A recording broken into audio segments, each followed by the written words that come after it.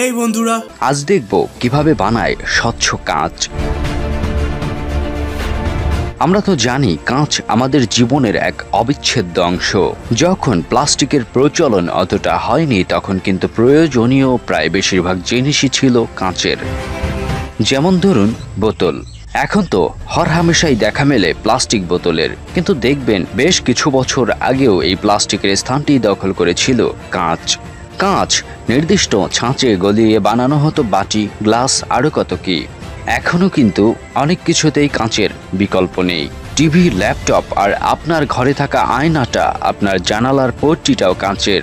আর প্রতিদিন যে মোবাইলটা হুমড়ি খেয়ে টিপছেন তার স্ক্রিনটাও কাঁচের তৈরি। তো এত কথা যেই বস্তু নিয়ে বলছি, সেই কাঁচ বানায় কিভাবে? বস, কাঁচ কিন্তু দুই প্রকার। এক প্রকার কাঁচ হলো সাধারণ কাঁচ, আরেক প্রকার হলো স্পেশাল পারপাসে বানানো গ্লাস।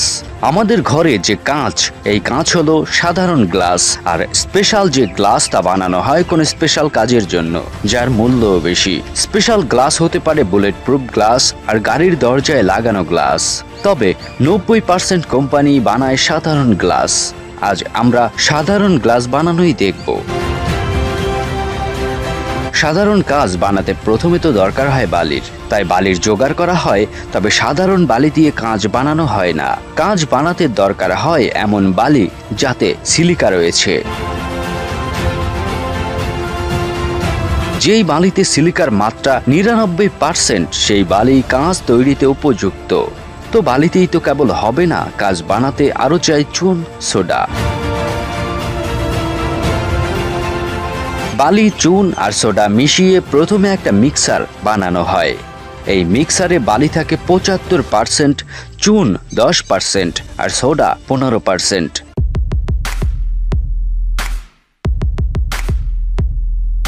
এবার এই মিক্সার একটি মেশিনে আচ্ছা করে পিষে নেওয়া হয়। এ সময় এই মেশিনে পুরনো কাঁচের টুকরো মেশানো হয়। মিশ্রণ হয়ে গেলে এই মিক্সার এবার একটি চুল্লিতে ঢোকানো হয়। এটা এমন এক চুলা যার তাপমাত্রা আপনার ধারণার বাইরে। প্রায় 1700 ডিগ্রি সেলসিয়াস বা 3090 ফরেনহাইট তাপ থাকে ওই চুলায়। এই তাপমাত্রায় কিছুক্ষণ পরই ওই মিশ্রণ গলে জল হয়ে যায়। ওয়ার্কাররা ওই লিকুইডের মতো গলে যাওয়া বস্তু এবার চুলা থেকে বের করে আনেন আর নির্দিষ্ট ছাঁচে ঢালেন।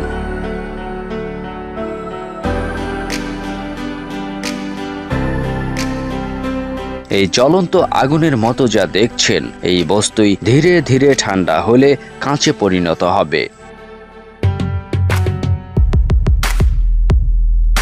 জ্বলন্ত বস্তু বিভিন্ন ছাঁচে, আবার কিছু শিল্ডে ঢালা হয় আর তারপর অপেক্ষা করা হয় ঠান্ডা হওয়া পর্যন্ত।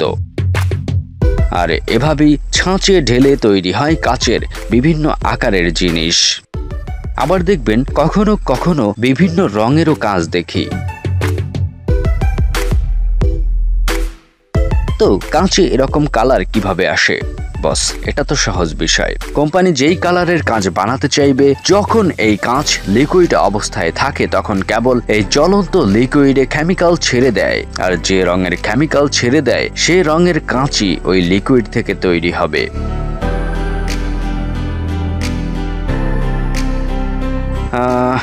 এই তো এখানেই কাঁচের জারিজুরি শেষ। আর কোনো ধাপ কাঁচ বানাতে পেরোনো লাগে না। খুবই সহজ আর অল্প উপকরণ দিয়ে সাধারণ কাঁচ বানানো হয়।